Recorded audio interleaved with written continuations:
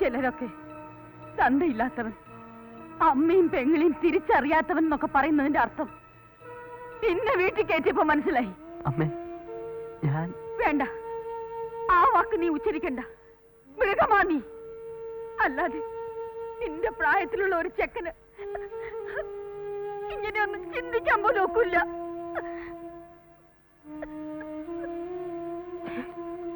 എങ്ങനെ മനസ്സ് വന്നടാ നിനക്ക്?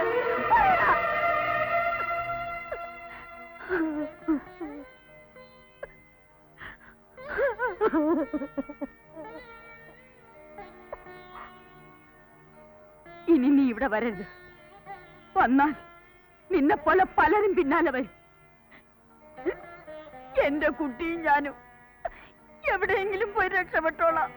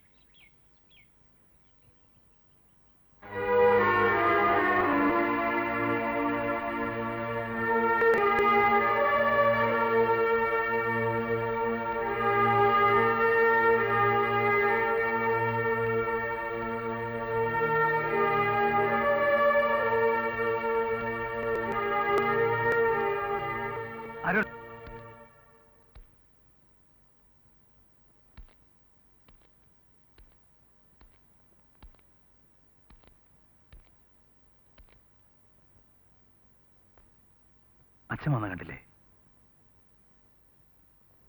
കണ്ടു. എന്നിട്ട് മിണ്ടാതെ കയറി പോന്നേ?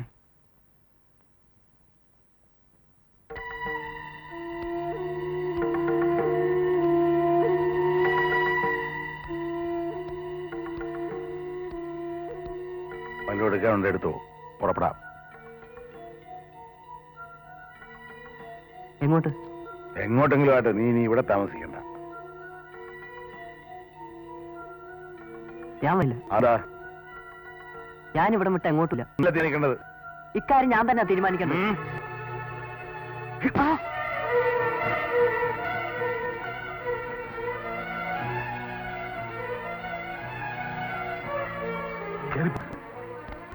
എന്താ നീ പറഞ്ഞേ?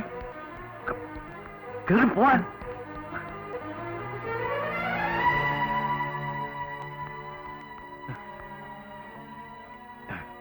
എന്റെ ഭർത്താവാണോ പറഞ്ഞത്? എന്നാൽ അവനെ തല്ലുണ്ടായിരുന്നു.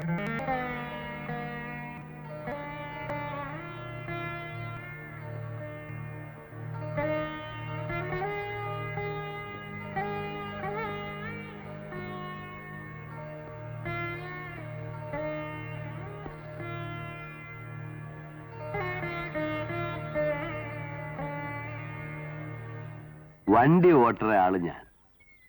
പോകുന്ന വഴിയില് വനത്തില് അங்கே இங்கே பொண்ணு பந்தம் ഒക്കെ இருக்கலாம். ஆனா முதலா ஒரு பெண்ணை லீகலா கல்யாணம் ചെയ്യാൻ പോകുന്നത് இப்போ.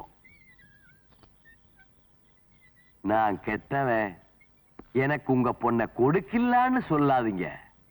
அவளும் ஃப்ரெஷ் அல்ல, செகண்ட் ஹேண்ட்.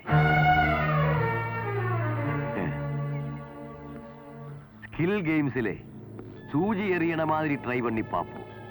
கிடைச்சா ஒரு லைஃப், போனா ஒரு சான்ஸ். எனக்கு இனியும் சான்ஸ் இருக்கு. உனக்கு இது லாஸ்ட் சான்ஸ். நீ ஒரு பொண்ணு, ஓர்மிச்சோ?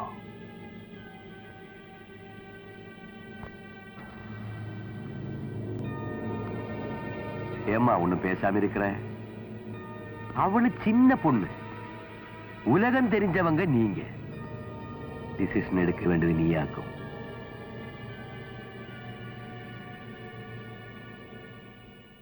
എല്ലാം അറിഞ്ഞ് പൂർണ്ണ മനസ്സാലെ മൈക്കിളിനോട് സ്വീകരിക്കാമെങ്കിൽ എനിക്ക് സമ്മതം.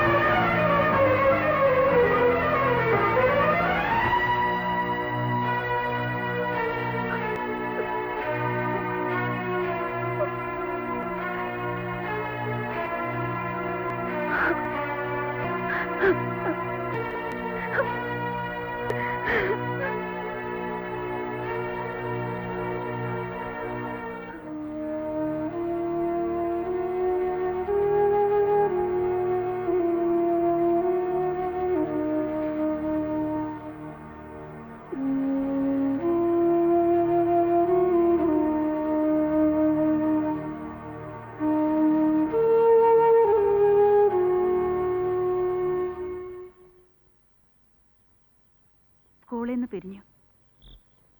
നാളെ മോനും ഞാനും ഹസ്ബൻഡിന്റെ അടുത്തേക്ക് പോവാ.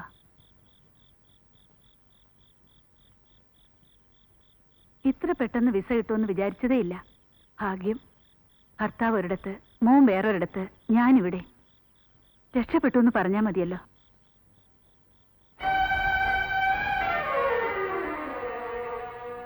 ടീച്ചർ നാളെ പോകും. മറ്റന്നാൾ അരുൺ. അത് കഴിഞ്ഞ് ഞാൻ പ്രതീക്ഷിക്കാതെ കണ്ടുമുട്ടി. അറിയാതെ അടുത്തു. നല്ല കുറെ ഓർമ്മകൾ ബാക്കി വെച്ചിട്ട് യാത്ര പറയുന്നു.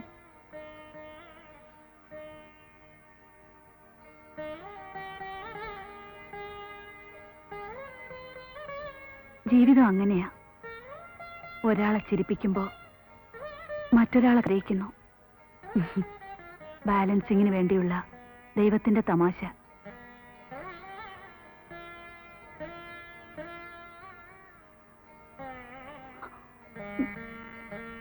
നല്ലതേ വരൂ. സന്തോഷായി. ടീച്ചറൊന്നല്ല, ചേച്ചി ഞാനൊന്ന് വിളിച്ചോട്ടെ. ഞാൻ വിളിച്ച ദൈവം കേൾക്കില്ല. എനിക്ക് വേണ്ടി ചേച്ചി പ്രാർത്ഥിക്കണം.